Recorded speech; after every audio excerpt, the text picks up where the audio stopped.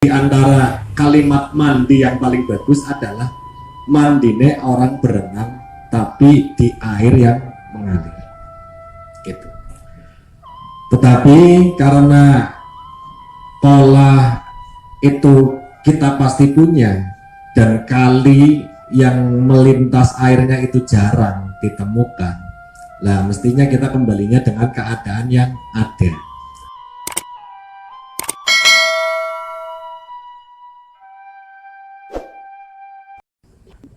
Assalamualaikum warahmatullahi wabarakatuh. Bismillahirrahmanirrahim. Alhamdulillahirabbil alamin. Wa bihi nasta'inu ala umuri dunya waddin. Wassalatu wassalamu ala Rasulillah Muhammadin sallallahu alaihi wasallam. Amma ba'd. Hadirin mukarramin, para alim, para ulama, para kiai, para ustaz yang kami hormati, yang kami muliakan. Wabil khusus kepada owner Nyong Kopi, Mas Fatur Rahman, yang kami hormati, yang kami muliakan. Tak ketinggalan kepada hadirin hadirat yang sudah berkenan hadir pada kesempatan sore hari ini yang kami banggakan. Puji syukur alhamdulillah kita ucapkan kepada Allah Subhanahu wa taala yang mana pada kesempatan sore hari ini masih memberikan kesehatan, keislaman kepada kita sekalian, sehingga kita bisa menghadiri acara rutinitas yaitu ngopi santri di kedai Nyong Kopi.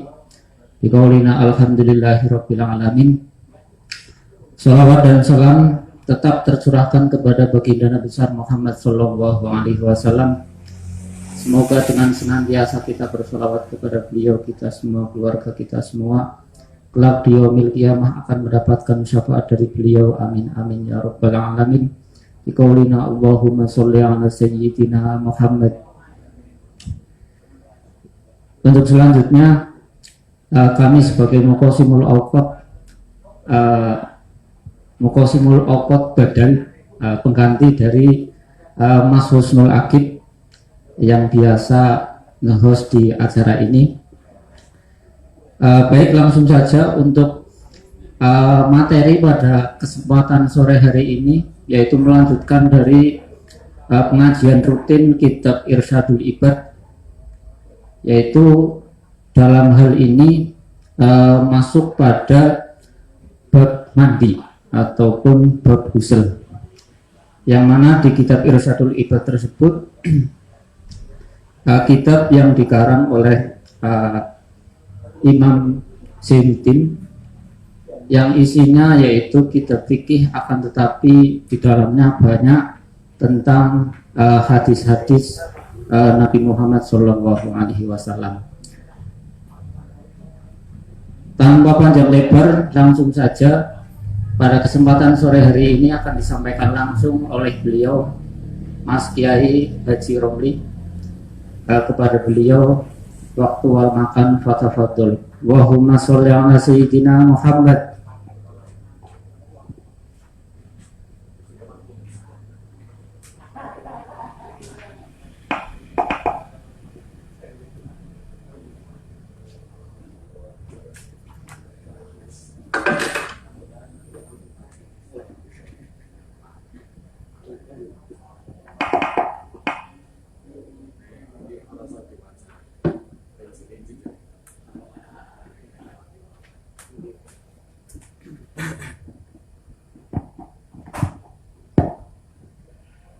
Assalamualaikum warahmatullahi wabarakatuh.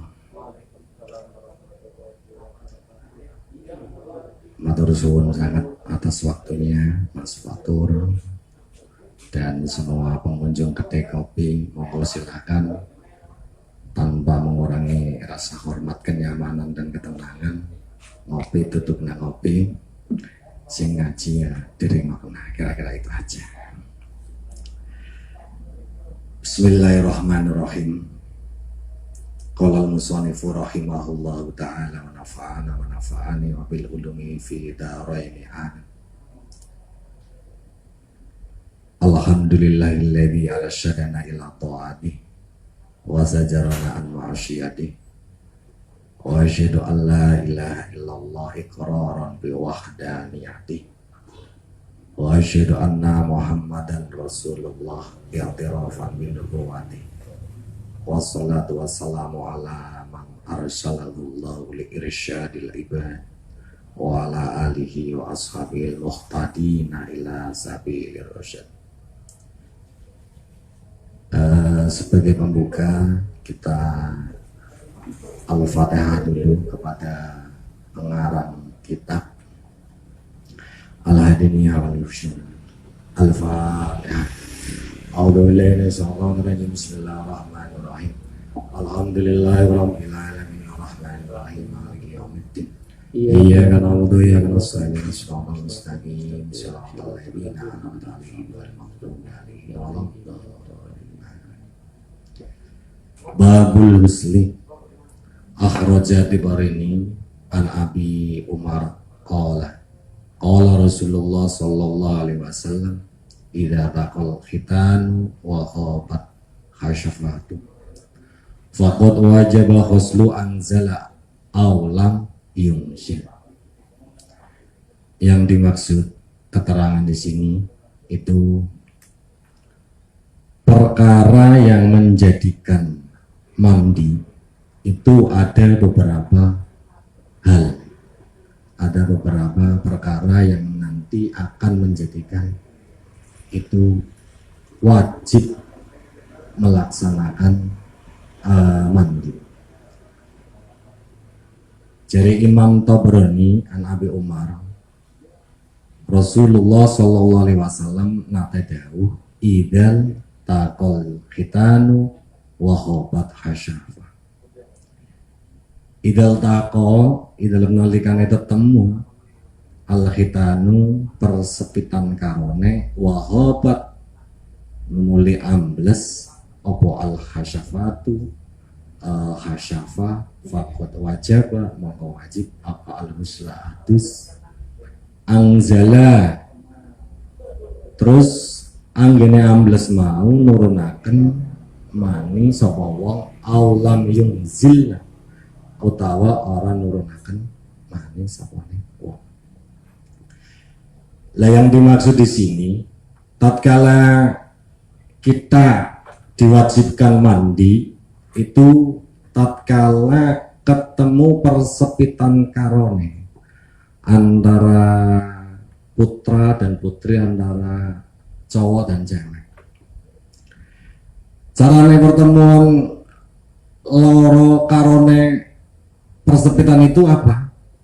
Lah, tatkala ilajul hasyafah manjingi sapa tumrap wong lanang ila fajri maring panggonane barane wong wadon. Aduh. Aduh kayak lemes iki. Asline kayak kita wong sepuh-sepuh atas pakai Ali Murtado. Jenengan sambung nikah? Ada. Tapi nanti ada keterangan buat bagi orang-orang yang masih muda. Di dalam keterusan kitab ini tadi nanti ada mimpi babakan mimpine wong lanang atau babakan mimpine wong wadon. Tapi biar di sini kita jelas dulu. Tatkala orang yang sudah berhubungan intim itu merupakan suatu kenikmatan yang ada di dalam dunia, merupakan salah satu kenikmatan, bukan itu final dari kenikmatan, bukan. Atas niku Pak Ali, salah satu kenikmatan, masih merasakan kenikmatan. Kadang biasanya naik pun sepuh banyak berjuang ya, kira-kira banyak perjuangan untuk berjuang hidup. Nah, di sini keterangannya Kanjeng Nabi, dawuh Kanjeng Nabi, walaupun hasafah mau mengeluarkan sperma atau tidak. Tetapi ada yang mungkin bertanya, nek helme kepalanya tok iku piye kan gitu. Lah yang dimaksud persepitan itu alat vital itu ya itu. Kalau tumurap minggi wong lanang itu helme, nek wong wadon itu ya apa ya Pak Ali? Ya itulah sing lempet. Nah di sini tentunya di depan pintunya itu kan tidak ada kaitan panjang masuknya, tenggelam, jero atau tidak, itu nggak ada. Tetapi begitu pintu itu buka, mestinya persepitan karone itu bakal melewati dan berjumpa dan ketemu di situ. Nah, ini mewajibkan adus. Kira-kira manjing ya habis wajib adus. Alasannya sederhana, tidak ada moni nyong tong orang metu. Lah, kadang anak nyengitir. Lah, sing wong wis bojo biasanya anaknya nangis ora sida diterusna, akhirnya ora sida tuang misalnya. Ya kayak Bapak Ali. Ya kira-kira. Nah, diteruskan. Jadi mafhum khalafahnya entah itu keluar, entah itu tidak, pada dasarnya sudah masuk, itu sudah masuk wajib untuk melaksanakan mandi. Wanisa wa ibnu Majah an Aisyah radhiyallahu an idas tayaqadha ing dalem nalikan yang lilir sapa ahadukum salah siwijine sira kabeh min naumihi saking turune ahad faro mongko weruh sapa ahad balalan ing teles-teles walam yara annahu ikhtasala wa idara'a, dan ing dalem narikane ora weruh annahu saat temene ahad ikhtalama iku tapi ngimpi, walam yara tetapi ora weruh sapa ahad balalan ing teles-teles fala husla alaihi mongko wajib adus sapa ahad. Lah kene kok sampean sing masih nom tentunya dang turu. Nah, dang turu biasanya turu itu banyak sekali ada cerita mimpi.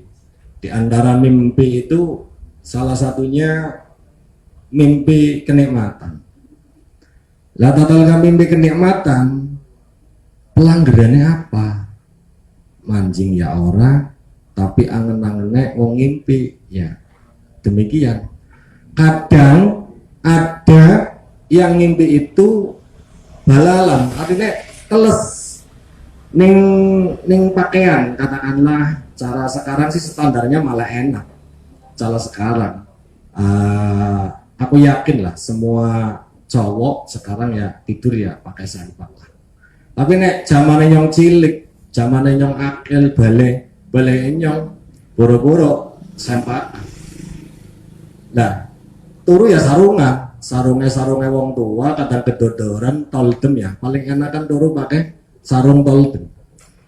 Lah tatkala itu yang dilaksanakan dulu tidak sempakan, itu jemprah, bahasa jemprah balalan teles-teles itu orang satu tempat. Tapi nek pemuda sekarang sangat jelas oh, pakai celana dalam. Lah itu tentunya teles-telesnya orapan aduh dari teles-telesnya sing cara dulu itu pakai sarung. Iya, nah pakai sarung kan anak ngeranjak mene, meda mene, ya kira-kira itu. Jadi untuk membuktikan balalnya itu kalau dulu agak susah. Tapi kalau pelanggaran sekarang itu saya yakin itu gampang sekali untuk dimengerti. Lah tatkala orang muda, baik perempuan atau pria itu bermimpi, di dalam mimpinya itu merasa kenikmatan. Nah itu di situ harus wajib adus. Karena pelanggaran mandi itu tadi ikhtilam, mimpi metu sperma. Bukti otentike lah itu teles enggak di dodote atau pakaiannya. Angger sekarang tadi yang saya sampaikan itu gampang sekali untuk mengetahui definisi balalnya. Kalau era dulu agak susah. Tetapi yang dimaksud kita di sini wa idza ra'a annahu ihtalama wa lam yara, ana sing ngimpi tetapi ne wong mau ora teles, buktine ora teles gitu loh. Lah ini mewajibkan adus atau tidak? Nah, tentunya ini tidak. Ini penting yang nanti akan saya akan sampaikan. Ciri-cirinya yang dirasakan keluarnya sperma tumrap wong lanang ada 3. Mani, wadi. Lah, ciri-cirinya mani seperti apa sperma keluarnya? Itu rasa gregete nikmat. Tapi nih wadi panas. Kalau wadi itu najis, kalau mani itu tidak. Lah kadang ada kita tidur saking lelahnya karena banyak kegiatan atau mungkin banyak pemikiran. Itu saking lelahnya kita kadang ngimpi ya ora tapi teles. Lah ini yang keluar spermaka atau wadikah? Nah, untuk membuktikan itu karena ngimpi orang ngerasa enak juga, tetapi kenyataannya kok teles.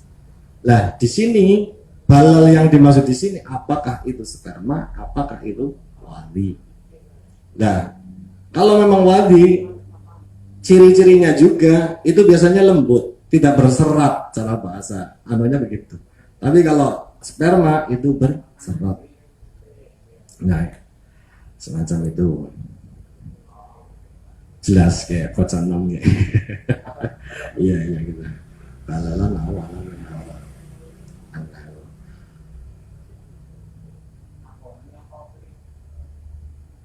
Wazwaihi an anasin ida wajata abil imraati fil manami ma yajitur rajuli fal tazilu wa tabrani an ibni Abbas annal malaikatan la tahdurul junuba walal mutadammiha bil khulufi hatta yahtasila wa Abu Dawud wa nasila tadkhulul malaikata baitan fihi suratun wala kalbun wala junubun. Ini yang dimaksud keterangan di sini dawe Imam Tabrani, angger ana wong sing duwe wajib junub, harusnya itu melaksanakan mandi junub, tetapi orang itu tidak melaksanakannya, itu la tadkhulul malaikata, ora pan mlebu malaikat mau maring umahe wong sing duwe urung melaksanakan adus junub. Nah, di sini saking pentingnya angger memang wong duwe hadas, terutama hadas besar itu diwajibkan untuk melaksanakan mandi supaya menghilangkan hadas besar tersebut. Karena kalau kita tidak melaksanakan mandi hadas besar itu, malaikat be ora pan marek, cara kira-kira itu. Kayak dene baina fihi suratan, kayak dene anak umas sing anak gambare, terus anak umas sing kayak wala kalbun anak asune, karena alasannya wala junuban, karena orang itu tidak melaksanakan untuk membersihkan hadas besar. Wa Ahmadu Abu Dawud an Ali radhiyallahu anhu, man utawi sapane wong taroka kang tinggal sapane man maudhi'a sya'ratin ing pengusape rambut sijine man min janabati saking atus janabah lam yahtasiluha kang ora sewiji sopone sya'ar kang ora kena apa siji sya'ar fu'ila mongko den tindak bihi kelawan man kada wa kada minan nari. Jadi tatkala kita melaksanakan mandi itu dari ujung ke ujung supaya harus kena basuhan dari air, wusulul ma', entah itu anggota yang mana, entah itu yang anggota yang mana. Tatkala sampai ada kuku yang panjang terus kotor, ini sangat sulit sekali untuk masuk ke air. Maka di sini supaya sampean bisa mengkondisikan kuku atau selempet-selempetan. Di dalam tubuh manusia itu banyak selempet-selempetan. Nah ini penting supaya air itu membasuhi anggota tersebut. Ini bukannya agak jorok, tetapi andai kata mandi besar pun, baik pinggir rambut ya harus kena sampai ujung ke ujung. Itu cara sekarang itu pakai sampo. Nah terus diusahakan kalau mandi supaya sempurna itu tetap dikasih jongkok, karena di dalam jongkok nanti lelempitan itu bisa akan kebasuh dan masuk ke permukaan anggota tersebut airnya. Nah ini penting, entah itu bicaranya supaya dibersihkan. Pusaran wedel itu juga banyak lempitan, apalagi sing wedel rada jegong ya. Ini juga harus dibasuhkan supaya masuk. Karena sempurnanya mandi itu harus semuanya bisa kebasuh. Summa udwin usulul ma. Nah, ini penting bagi wong sing enom, karena tatkala tidak kebasuh itu juga akan merepotkan dan akan menjadikan mandi itu tidak sah. Qala Ali wala wis dawu sapa sahabat Ali faman utayumong summa adat sya'ara ra'si wa kana yajazu sya'arahu wa Ibnu Majah. Lah di sini keterangan di sini sangkin hati-hatine sahabat Ali radhiyallahu an itu selalu mencukur rambutnya, sehingga di sini keterangannya wakanat yajasu itu benar-benar motong atau nyukur habis sya'arahu ing rambutnya sahabat Ali. Jadi selama hidupnya sahabat Ali, karena sangkin hati-hatine bukan nek basuh rambut itu tidak sampai ujung pangkal oyot, itu selalu gundul. Maka ada yang menceritakan sahabat Ali itu termasuk wong sing paling hati-hati di babakan tohara. Selama hidupnya beliau pun selalu cepak lah cara ningganya. Ya wong Arab kan terkenal gembel, ketel lah. Tapi di sahabat Ali sendiri saking hati-hatinya selalu sering potong cukur gundul. Jadi kadang ada gambaran sahabat Ali kok gondrong. Ini kayaknya nggak mungkin. Wong jelas saking hati-hatinya sahabat Ali itu selama hidupnya akeh gundule. Gitu. Jadi kadang anak sing tang mikir cerita film mengintonasikan atau menggambarkan itu sahabat Ali rada gondrong itu enggak. Wa Ibnu Majah wa Tirmidzi an Abi Hurairah anna tahta kulli sya'ratin janabata faghsilu sya'rati wa anqu basyara wa huma an ibni Umar la yaqrabul jannah jan ya walayak ra'u junuba wal haiti syai'an minal qur'ani wa Nasai, Imam Nasai. Lah, tatkala kita melaksanakan punya hadas besar, itu diusahakan kita tidak boleh melintas atau masuk di permukaan masjid, karena termasuk melintas masjid itu mungguh Kanjeng Nabi itu tidak diperbolehkan, termasuk maca Quran itu tidak diperbolehkan. Nah, hadas besar itu banyak.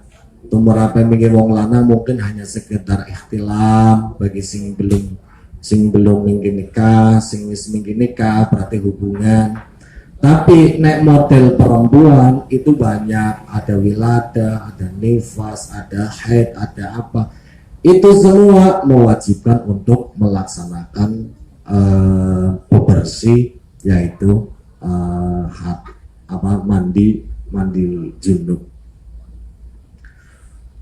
Wa Nasai'u an Aisyah radhiyallahu anha wa jihu hadhil baitu anil masjidi lewat masjid fa innal uhillal masjidi lihaiti wala junubah.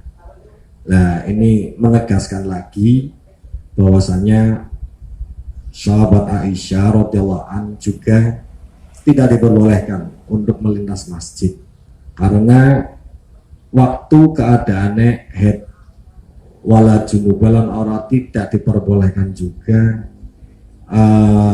manggoning masjid itu karena junub.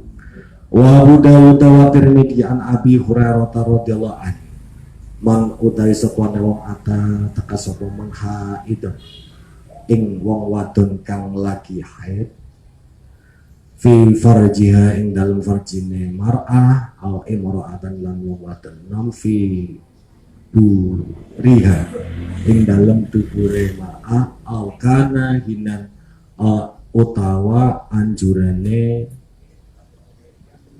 ali bedek fakot fa kafaro mongko temen-temen kaya den kafiraken bima kelawan perkara anzala kang nuraken sapa ma ala Muhammadin sallallahu alaihi wasallam.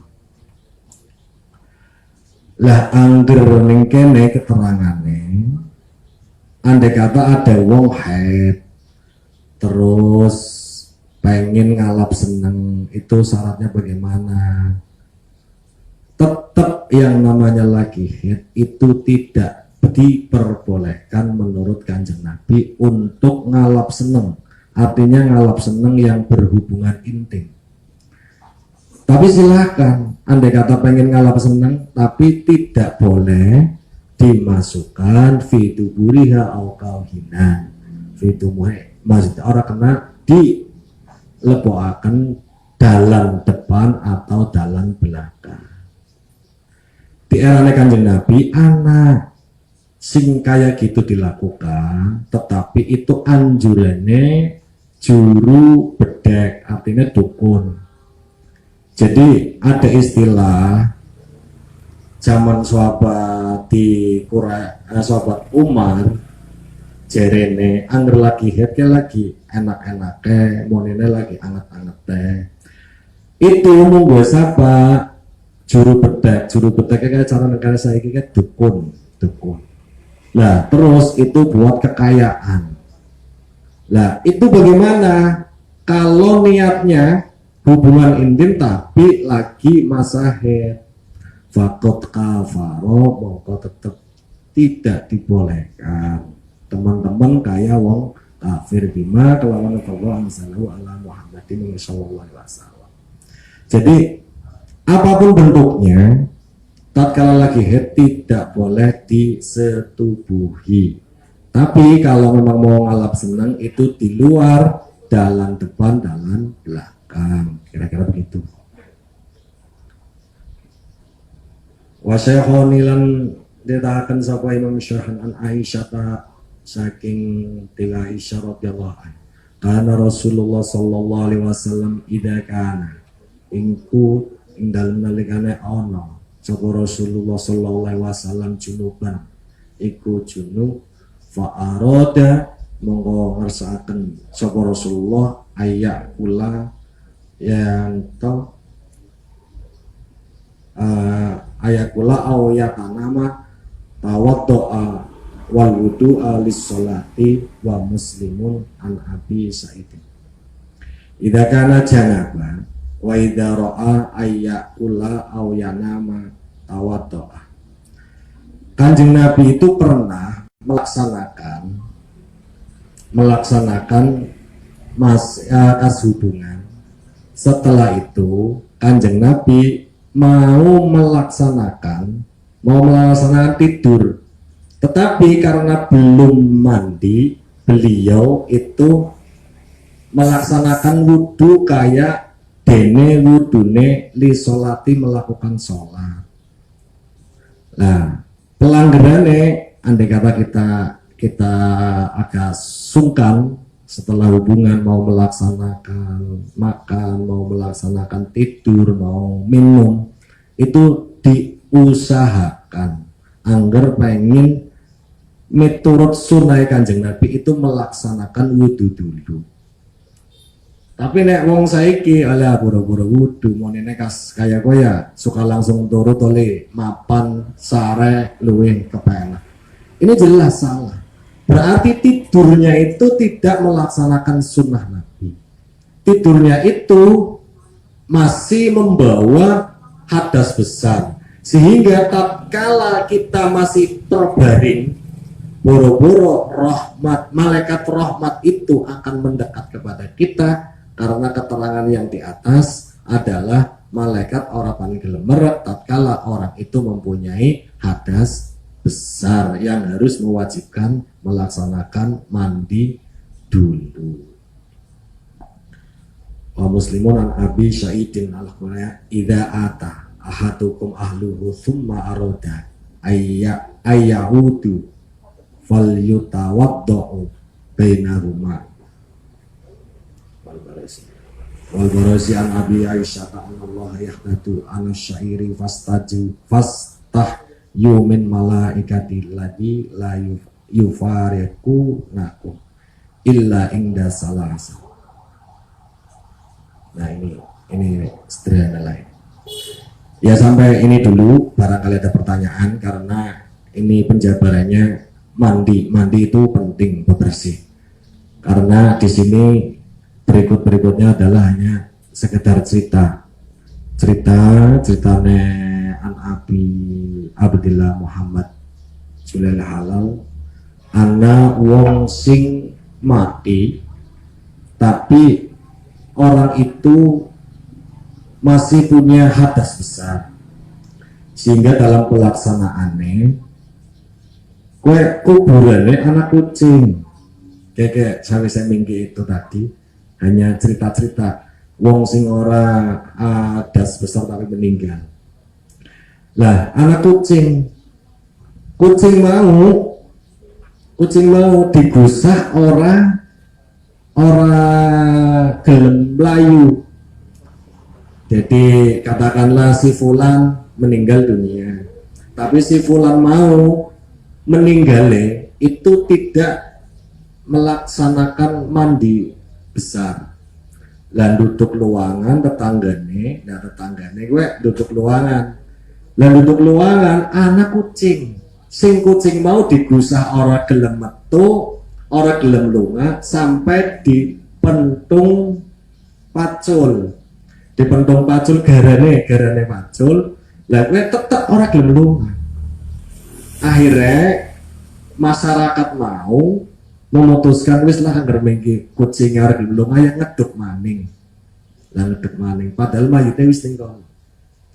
Lah setelah demikian ngeduk maning, anak kucingnya maning. Sampai di sini 3 kali. Duduk anak kucingnya, dan kucing mau ora gelem lunga. Setelah demikian sampai 3 kali, saking masyarakat juga mungkin capek, geram, melihat keadaan kenyataannya demikian terus, akhirnya dicampurkan dorok kucing. Setelah perjalanan keluar ditinggalkan dari takziyin, si mayit itu di situ sendirian. Nah, di sini keterangannya itu dari buminya itu kereket, itu kayak kesannya dicakari oleh kucing tersebut. Setelah demikian, ini masyarakat cerita kepada istrinya yang meninggal itu, bisa nih suaminya sampean lagi di pandi kubur ke ana masalah seperti halnya kucing di kawan lunga orang tahu bilang giliran ingin duduk mana akhirnya anak kucing aman. Lah istrinya menjawab bahwasanya bapaknya memang dulu mandi. Nah ini banyak cerita-cerita di sini setelah ini. Sebelum kita melanjutkan cerita ini, monggo barangkali ada pertanyaan tentang mandi. Silakan.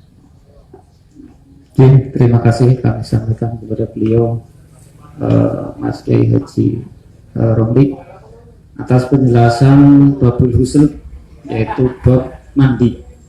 Jadi tadi sudah diterangkan dalam hadisnya Kanjeng Nabi yang intinya di situ menerangkan mayujibul husli, yaitu sesuatu yang memang mewajibkan untuk mandi. Kalau dilihat literasi yang ada di kitab Irsyadul Ibad, di situ yang pertama yaitu idal takol hitanani. Jadi ketika kedua kemaluan itu saling bertemu. Tadi perincinya sudah dijelaskan oleh beliau. Dan selanjutnya yaitu ketika memang orang laki-laki yaitu ihtilam atau mimpi keluar sperma. Tapi untuk yang kaum Hawa yaitu di situ mayujibul husli, ada yang haid dan juga ada yang wiladah dan juga nifas juga. Di situ tadi sudah diterangkan, bahkan menerangkan ketika memang mandi, ketika ada bagian dari tubuh itu tidak terkena air, nantinya mandi tersebut juga tidak sah. Dan kalau di kitab Irsyadul Ibad memberiku ila bihi kadra wa kadra minan nar. Nah ini sangat mengerikan ya Mas. Jadi ketika memang ada satu bagian dari anggota tubuh tidak kena air ketika mandi besar, yaitu akan tidak menjadikan mandi tersebut sah dan juga akan dipertanggungjawabkan nantinya. Nah jadi mungkin masih banyak penjelasan, akan tetapi mungkin hanya baru sekian yang bisa dijelaskan. Untuk selanjutnya kami buka sesi pertanyaan terkait masalah bab mandi. Ya monggo silahkan Mas.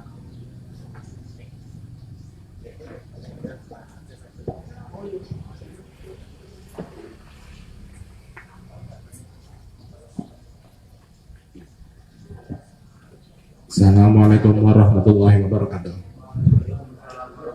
Ya. Perkenalkan dulu karena moderatornya ya, baru ya. Nama saya Nurholis. Yang ingin saya tanyakan ya, tentang tempat ya, atau kamar mandi. Kalau misalkan kalau di kamar mandi biasa kan ada kolam ya, terus baknya ada, otomatis kalau yang pakai kolam biasanya mandinya berdiri, terus kalau pakai bak ya mandinya dodok lah, jongkok istilahnya. Yang ingin saya tanyakan, yang mau mandi ya, wajib itu ya yang baik atau yang diutamakan berdiri apa jongkok. Terus yang kedua, kalau di kamar mandi yang mewah kan ada ya iya itu mandinya pakai ini apa ya, iya itu ada cara khusus apa enggak ya, kayak gitu apa seperti biasa kosong-kosong kayak gini kan biasanya kalau mandi di tengah dengan bahkan biasa orangnya menghadap kiblat, terus basuh apa pundak tangan, pundak kiri, terus kepala kayak gitu. Sekian, terima kasih. Wassalamualaikum warahmatullahi wabarakatuh. Waalaikumsalam warahmatullahi wabarakatuh. Ji, barangkali masih ada pertanyaan?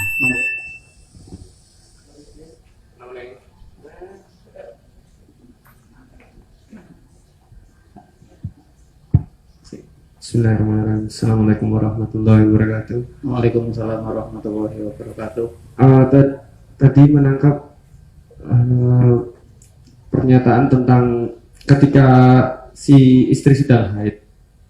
Jadi pernah dengar cerita ketika engkau besok, kalau misalkan bojo lagi haid, kayak ada hubungan dhisik, engkau bisa berdampak karo anaknya ibaratnya. Karena kan ngapunten ada beberapa kasus anak itu memiliki sebuah kekurangan atau terkena sindrom apa, itu karena ketika dia sedang haid itu dipaksa untuk tetap berhubungan intim. Dan ada lagi yang bercerita bahwa ya nyontor urasan bojo sih ya arti. Maksudnya ketika pada usia pernikahan di awal-awal itu, ketika semangat masih menggelora dan membara, jadi sebuah apa ya, dari pihak ya entah itu dari pihak laki-laki atau pihak perempuan itu kan sama saja sebenarnya, tapi ya itu mereka seperti memaksakan harus gitu loh. Mungkin pertanyaannya sekarang mungkin ada tips atau gimana, barangkali bisa mengancang-ancang lah ya. Terus terkait tadi ketika si perempuan sedang mengalami haid terus dipaksa untuk berhubungan intim, apakah itu secara medis atau secara agama dapat berpengaruh kepada si anak atau bagaimana? Mohon penjelasannya. Ya, assalamualaikum warahmatullahi wabarakatuh. Waalaikumsalam warahmatullahi wabarakatuh. Ya, terima kasih kepada yang sudah menanyakan. Intinya yang pertama yaitu kaifiah tata cara, yaitu melaksanakan mandi. Ketika memang menggunakan kolam itu apakah berdiri atau jongkok yang baik, atau lagi ketika menggunakan shower itu tata cara khususnya bagaimana ya? Nah, itu yang pertama. Terus yang selanjutnya yaitu intinya apakah ada dampak ketika memang seorang istri lagi punya haid akan tetapi dipaksakan melakukan hubungan intim, apakah ada dampak untuk anak atau kecacatan ataupun yang lain, atau lagi ketika lagi haid lah, itu yang saya tangkap itu minta tip dari senang-senang tersebut, Ustaz. Jadi ketika sedang haid itu tipnya melaksanakan senang-senang tersebut itu dengan cara yang seperti apa. Jadi kan tadi dilarang menggunakan jalan depan dan belakang, berarti secara paham kebalikan itu ada tip yang diperbolehkan. Jadi kurang lebih seperti itu, monggo Mas Ustaz. Matur suwun. Ini pertanyaannya yang apik-apik. Dan ini biasa, pertanyaan ini standar, datangnya dari orang yang belum pernah merasakan gitu. Nah, pertanyaan dari Pak Nurholis, Mas Nurholis itu menurut saya sangat kreatif ya. Cara definisi mandi yang bagus. Cara mandi yang bagus, definisi yang paling bagus itu kayak mandine orang yang di kali. Contoh, berenang dulu. Terus tatkala berenang berarti dia tentunya melewati basuhan dari beberapa air yang memenuhi syarat. Artinya lebih dari sekian kolah. Dan lebih bagus lagi air itu mengalir. Nah, ini tentunya di antara kalimat mandi yang paling bagus adalah mandine orang berenang tapi di air yang mengalir. Gitu. Tetapi karena kolah itu kita pasti punya dan kali yang melintas airnya itu jarang ditemukan. Nah, mestinya kita kembalinya dengan keadaan yang ada di rumah. Selagi kolah itu besar, ini ada cerita menarik. Waktu saya masih ingat, saya nikah 2005 ya. 2005 saya nikah. Tapi saya ngerti kolamnya mertuanya gede.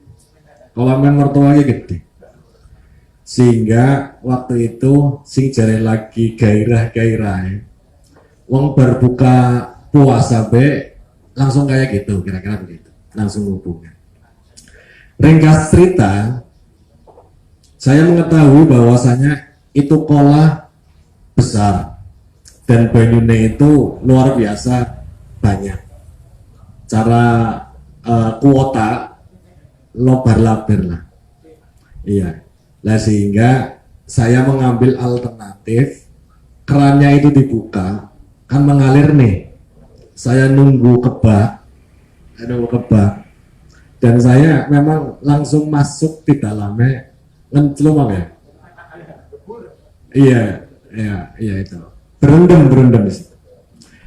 Nah, sehingga waktu itu mertua pun nggak curiga sama sekali.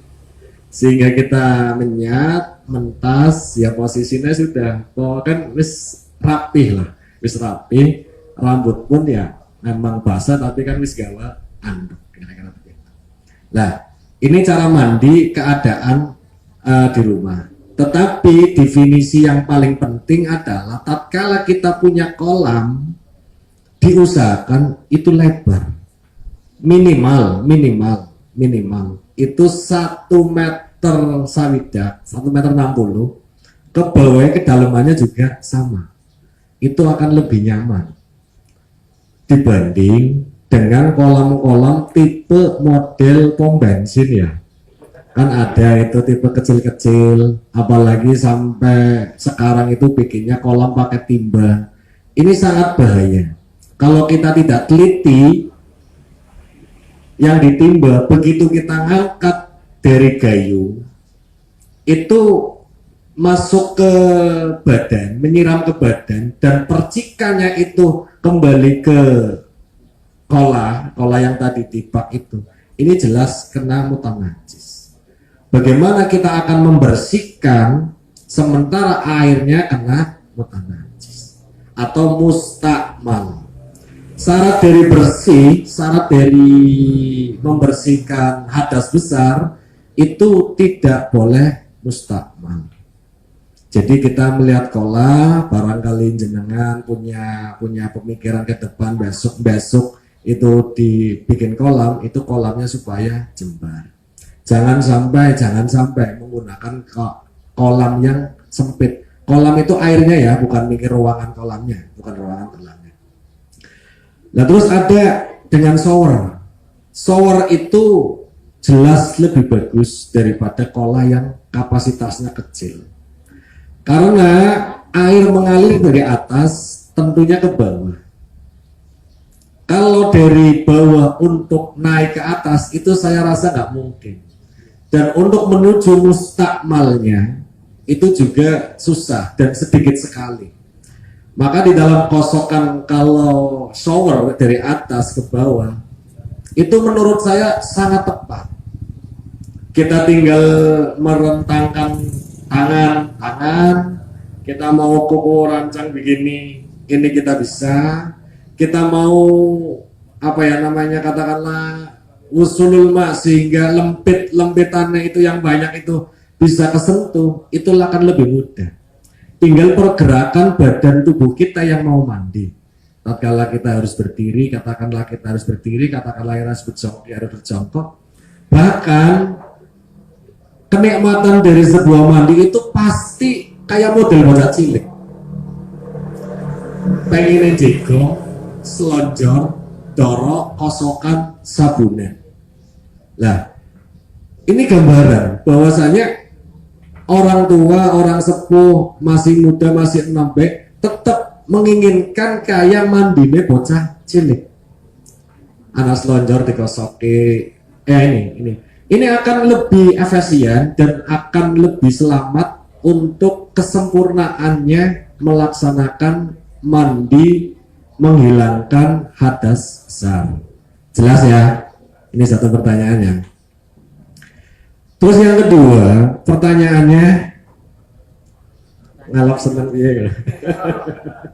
Intinya dampak negatif ketika si haid itu dipaksakan melaksanakan Iya.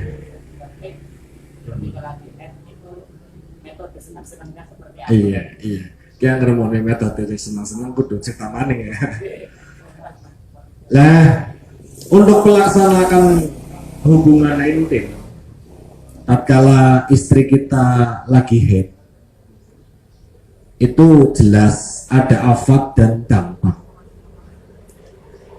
secara kesehatan, tapi bahasa dan namanya apa saya kurang tahu. Secara bahasa kitab, kesempurnaan hormon atau keluarnya haid getih haid itu adalah bagian dari penyakit dalam tubuh. Tatkala itu keluar, dimasukkanlah sperma. Harusnya sigot pertemuan dari buah perempuan dan buah lelaki itu dari perempuannya ada, tapi lemah sekali. Dan ini yang akan berakibat tatkala sigot perempuan lemah dibarengi dengan darah. Kita sering menjumpai nuwun sewu, kadang ada orang yang anak bolang putih. Lah ini bisa sebagian besar atau kita bisa garis bawahi ini tatkala orang tuanya hubungan waktu istrinya lagi haid. Karena darah merah itu kan tadi yang namanya haid, darah putih itu yang namanya mani atau embrio. Lah tatkala embrio si perempuan itu kurang kuat dan ada melibatkan darah merah si penyakit itu, nanti akan menjadikan keputihan. Nah ini cara saya pernah mengaji di kitab keterangannya demikian. Tapi kalau secara kesehatan mungkin bahasanya apa, mungkin Mas Fatur itu lebih jelas dan beliau itu lebih jelas itu. Itu karena lemahnya itu sigot. Tapi cowoknya itu biasanya lebih kencang karena identik tekanan panasnya itu lebih kuat. Nah maka pasti yang lemah di perempuannya. Nah maka kalau ada afatkah? Ada, itu jelas ada. Yang ditakuti adalah tatkala hubungan itu jadi pembuahan. Tapi nek tidak jadi pembuahan, mungkin tidak ada dampak yang kelihatan. Kira-kira begitu. Nah terus caranya bagaimana? Tatkala kita pengen istimta ngalap senang itu, yaitu banyak jalan menuju Roma. Itu banyak jalan menuju yang kita tuju, itu banyak. Dari biasanya kan Benasuro warubah, katakanlah ya, itu yang tidak diperbolehkan, zona merah lah, itu nggak boleh.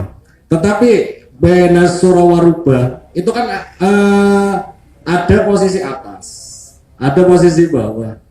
Cara bahasa paling mentoknya di apa ya? Aduh. Terus pokoknya banyak pilihan itu. Banyak pilihan. Saya nggak berani cerita banyak. Itu nanti khusus aja. Kiranya itu.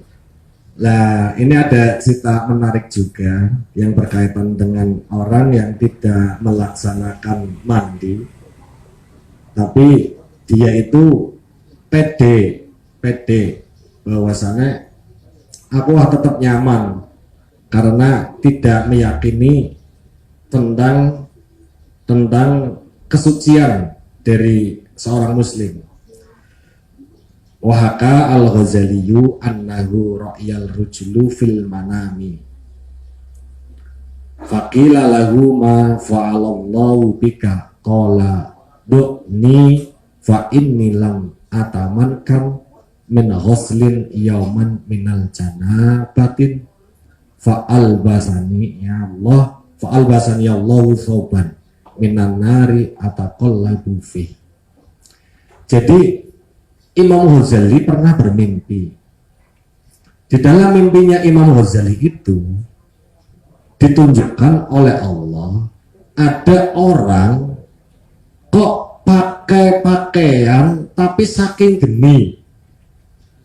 Lah, pakaiannya saking geni itu di dalam gambarannya mimpi orang itu selalu molak malik kayak orang nyaman. Lah, ternyata orang itu lam atamakan min husli yauman minal janabati. Ternyata orang itu pernah melakukan loh. Berarti bukan kejadiannya hari ini terus langsung mati, bukan. Tapi orang itu pernah tidak melaksanakan mandi jenabah. Sehingga dalam impene Imam Ghazali kok ada orang molak-malik ning dalam kubure, kayak nganggo pakaian sing panas, kayak nganggo pakaian sing kurang nyaman. Nah ini akibat apa? Akibat wong mau pernah orang melaksanakan hadas besar atau melaksanakan di dalam hadas besar, mandi hadas besar itu tetapi tidak sempurna sehingga anggota-anggotanya ada yang sebagian tidak kebasuh. Ini gambarannya Pak Imam Ghazali di dalam mimpinya demikian. Monggo Pak, cukup ya. Dari kami hanya itu aja, mungkin udah aja bosen. Kita mungkin dalam pertemuan itu babnya selalu berganti dan diusahakan kita juga sampai selesai satu bab. Mungkin berikutnya bab satu bab lagi sehingga nanti kitab ini sangat unik. Ada ilmu fikihnya, ada ilmu hakikatnya, ini sangat unik sekali. Harapan kami kita tetap ngaji dan kita tetap mempelajari ilmu yang ilmu tadi tentunya tidak lepas dari sunnatullah, sunnah yang pernah dijalankan Rasulullah Sallallahu Alaihi Wasallam. Dari kami kurang lebihnya itu aja. Wabillahi taufiq wa hidayah. Wassalamualaikum warahmatullahi wabarakatuh. Waalaikumsalam warahmatullahi wabarakatuh. Terima kasih kami sampaikan kepada beliau Mas Kiai Haji Romli yang sudah menjelaskan tentang bab mandi. Semoga apa yang telah dijelaskan oleh beliau bisa menjadikan ilmu yang manfaat bagi kita semua untuk bekal kita di dunia babakan toharoh. Jadi memang mandi itu sangat penting, walaupun hukum asal itu tidak wajib, tapi ada makalah mayatawasul berwajib bahwa wajib, maksudnya sesuatu yang ada hubungannya dengan perkara wajib maka itu dihukumi wajib, ya kayak ini mandi tersebut. Baik, terima kasih kami sampaikan kepada beliau. Dari saya awal sampai akhir barangkali ada kesalahan kehilafan dalam tutur kata, mari kita akhiri dengan bacaan hamdalah bersama-sama. Alhamdulillahirabbil alamin. Dari saya awal akhir, assalamualaikum warahmatullahi wabarakatuh.